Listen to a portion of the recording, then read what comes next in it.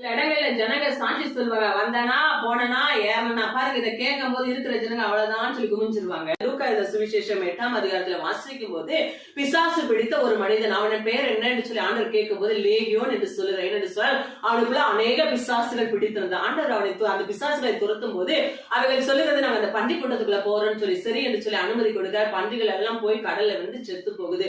உடனே பன்றி மேய்த்தர் ஓடி வந்து நீங்க இந்த எல்லை விட்டு போகணும் அப்படின்னு சொல்லி சொல்லுகிறார். பாருங்க, ஒரு மனுஷனுக்கு விடுதலை கிடைத்திருக்குது, அவன் அநேகரை காயப்படுத்தினவன், ஆனா அதை பார்க்கல, நீர் போய்விடும் என்று சொல்லி அந்த இடத்துல ஆண்டவர் அந்த இடத்தை விட்டு கடந்து போகிறாரு.